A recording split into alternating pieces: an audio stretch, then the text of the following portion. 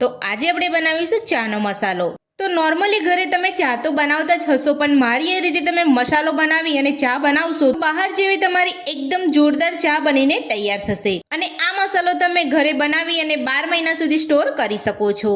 તો ચાલો આપણે ચાનો મસાલો બનાવવાનું શરૂ કરીએ। ચાનો મસાલો બનાવવા માટે સૌથી પહેલા મેં અહીંયા પેન લીધું છે। તો પેનને આપણે અહીંયા ગેસ ઉપર નથી રાખ્યું, તો સૌથી પહેલા આપણે પેનની અંદર બધા જ મસાલા લઈ લઈશું।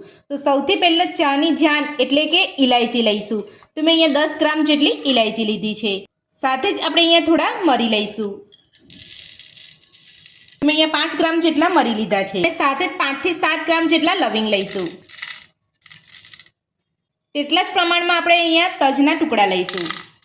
2 ચમચી જેટલી વરિયાળી લઈશું।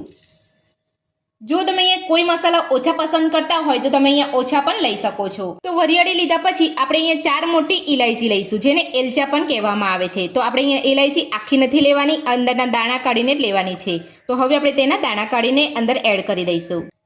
તો આપણે ઇલચાના દાણા અહીંયા કાઢી લીધા છે। તો હવે આપણે થોડા તુલસીના પાન લઈશું। તો તુલસીના પાન મેં અહીંયા માંજર સાથે લીધા છે, તેને પણ આપણે અહીંયા ઉમેરી લઈશું।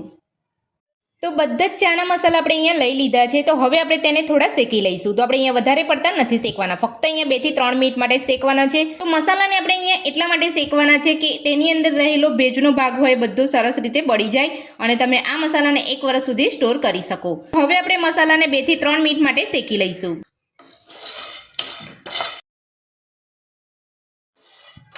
તો 2 થી 3 મિનિટ જેટલો સમય થઈ ગયો છે અને બધા જ મસાલા સરસ રીતે આપણે અહીંયા શેકી લીધા છે। તો હવે આપણે ગેસ બંધ કરી અને પેનને આપણે ગેસ ઉપરથી ઉતારી લઈશું।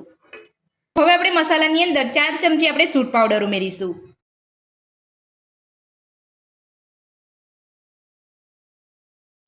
તો આ રીતની જે સૂકી સૂંઠ આવતી હોય તેને જ મેં અહીંયા ઘરે વાટી અને મિક્સર જારની અંદર પીસી લીધી છે। જો તમે અહીંયા સૂંઠ પાવડર તૈયાર લેવા માંગતા હોય તો તમે તૈયાર પણ લઈ શકો છો।